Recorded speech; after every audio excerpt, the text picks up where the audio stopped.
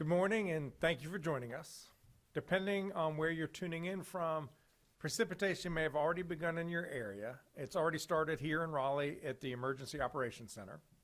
Snow began in the mountains earlier this morning and will continue moving eastward throughout the afternoon and evening. Central North Carolina will continue to see a mix of rain, sleet, and snow. The heaviest snow is expected in northeastern North Carolina throughout tonight. Depending on where you are in the state, the storm will certainly disrupt your daily life. Some of you may even have your kids at home with you watching this briefing instead of at school where they normally would be. And while we cannot stop this storm, we can and will respond to it as best we can.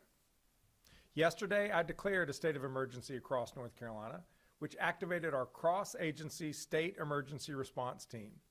That team includes the Department of Transportation, the Department of Public Safety, the North Carolina National Guard, the State Highway Patrol, and our state's utilities. Here's what we've activated so far. More than 1,500 crew members with the North Carolina Department of Transportation have been pre-treating roads across the state and spreading 3.1 million gallons of brine. As the storm makes its way across the state, NCDOT is shifting crews to remove snow and ice. There are over 1,400 DOT and contractor trucks ready to clear roads. More than 180 National Guardsmen and 39 force packages have been activated and dispersed to support local emergency response efforts. Our state's power utilities are pre-positioned to quickly restore electricity if it goes out. Many communities have opened warming stations for those who need refuge from cold temperatures. And you can get that information if there's one in your county on your county's website. The State Highway Patrol has spent the past 24 hours clearing our highways of 273 abandoned cars on road shoulders to make them safer for travel and plowing. Please know that we are using every tool at our disposal to minimize the impact of this storm on you and your family. In a moment, you will hear from Emergency Management Director Will Ray about the winter storm and our emergency response operations, and from Secretary Joey Hopkins about NCDOT's work to keep our roads as safe as possible. At this point, our greatest concerns remain power outages and road safety. Please keep your devices, your phones, charged. Have a flashlight on hand. And as you'll hear from both Director Ray and Secretary Hopkins reiterate, it will be unsafe to travel in many parts of North Carolina. So please avoid driving unless it's necessary. This morning, in addition to Director Ray and Secretary of Transportation Hopkins, I'm also joined by Secretary of Public Safety Eddie Buffalo, Chief of Staff to the North Carolina National Guard, Colonel Ed Wallace, and Commander of the State Highway Patrol, Colonel Freddie Johnson. Erica Kugler and Jackie Metavier are our Spanish language interpreters, and our American Sign Language interpreters are Karen Magoon and Stephen Holland. I'll now turn it over to Emergency Management Director Will Ray to provide additional updates. Thank you, Governor, and good morning. While we have seen fluctuations in the forecast over the past 24 hours, most of our state will see wintry weather conditions today through tomorrow. 1 to 2 inches of snow accumulation is expected across much of the state, with 2 to 4 inches of accumulation expected in our northern counties along the Virginia border. The highest snow accumulations are forecast across the northeastern counties, where 6 to 8 inches are possible and up to 10 inches locally. There will be bitterly cold temperatures across the state tonight, with gusty winds making the wind chill values in the teens. Unfortunately, the threat of ice accumulation has remained, particularly along the US 70 corridor in areas near Goldsboro, Greenville, Williamston, and New Bern. These areas can see a quarter to half inch of ice accumulation. As a reminder, ice accumulations of around a quarter inch and greater will cause tree branches to snap and can lead to more power outages. If your power goes out during this storm, please ensure that generators are operated outside and away from open windows to prevent carbon monoxide poisoning. Never burn charcoal Never burn charcoal indoors or use a gas grill indoors. Properly vent kerosene heaters and make sure that all heaters have at least 3 feet of space around them. Use battery-powered sources of light instead of candles to, again, reduce fire risk.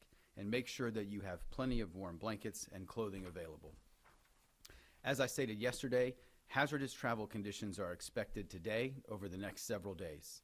We ask that all North Carolinians continue to monitor the weather and stay off the roads if possible. Unnecessary travel not only puts you at risk, but also the public safety personnel, power crews, and DOT workers that will need to respond if there is an issue. The State Emergency Response Team remains activated and ready to support our local communities across the state. Elements of the North Carolina National Guard with more than 180 guardsmen and vehicles have been pre-positioned as of this morning across North Carolina to assist local first responders and the Department of Transportation as needed. Currently, there are 49 local emergency operations centers monitoring are open, and 96 of our school districts are closed or operating on remote learning schedules today. Local states of emergency or other local preparatory actions may increase over the course of the day and evening in the impacted communities, so please make sure that you are following all directives or instructions from your local public safety agencies. Thank you to the State Emergency Response Team partners for the tireless work over the last several days preparing North Carolina for the potential impacts. If you need information on power outages, roadway conditions, or how you and your family can be best prepared, please visit readync.gov. Remember, please only dial 911 for emergencies. Make sure your cell phone is charged and conserve battery power. You can do this by dimming the brightness of your display and disabling non-essential applications. To reduce any strain on cell service in your area, especially in areas that experience power outages, try texting to reduce that network congestion. If you lose power at your home, do not use your vehicle to charge devices inside your garage. Carbon monoxide is colorless and odorless and can be deadly. I would like to again note that the FEMA disaster recovery centers are closed today in Western North Carolina due to the weather, but disaster survivors in Western North Carolina can still reach FEMA and access services by calling 1-800-621-3362. Additionally, as we said yesterday, you can contact the North Carolina Disaster Case Management Program at 1-844-746-2326 or visit ncdps.gov/Helene. The North Carolina Disaster Case Management Program was established to help guide survivors through the recovery process, to assist with making a recovery plan to fit individual survivor needs, and to find resources to bridge any gap that a survivor may be experiencing. Finally, as we move through today and into tomorrow, please remember to check on your friends, family members, neighbors, or those in your community who may need additional support. We are stronger and more resilient together. I'll now turn it over to Secretary Hopkins for his update.